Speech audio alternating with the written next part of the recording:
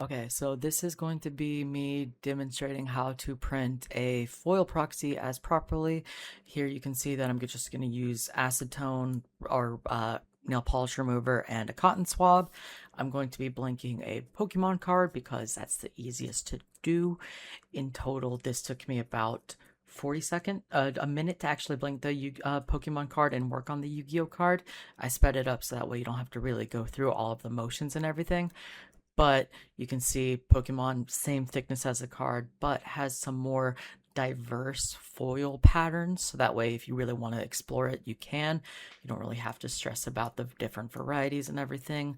So it's not that bad. Yu-Gi-Oh! I really wanted to show this because it's highlighting that you can see the foil pattern. It's only on the art on the card, but beneath the actual frame of the card, it's also there. You can just keep going, stick with it, and you'll be fine.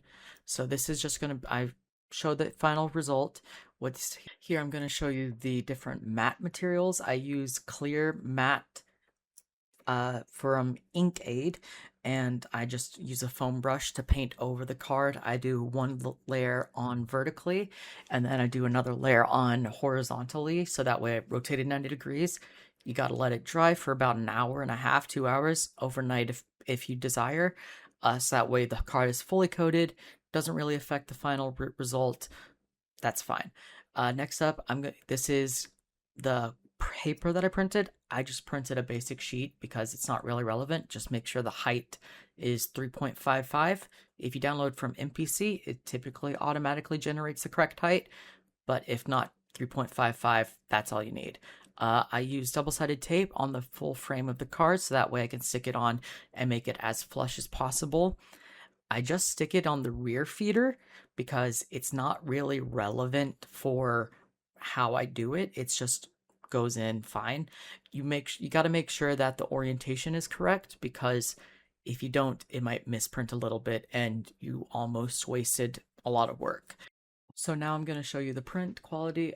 As you saw, I had a 1 at the very top so that way I can use it. I use Epson PrintFab software. I check the settings to be as high as possible, high DPI, high quality, and I make sure the print is Epson matte heavy. That just allows for better printing. I set unidirectional for the highest quality. The biggest deal though is the platen gap large. That will make sure it doesn't rip or tear the actual Ink-Aid.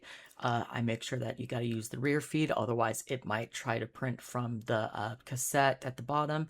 Now I'm just going to show you how I seal it. I use the Karmar just acrylic varnish, so that way I can spray it on, spray a little bit on the side of the paper, and then just spray up and down as you go. Try not to go directly on it, give it a little misting, and that's fine. And this is the final result. It's a different card because I need to let it dry, but as you can see, I can tap it, play with it, and it's the same thickness and everything.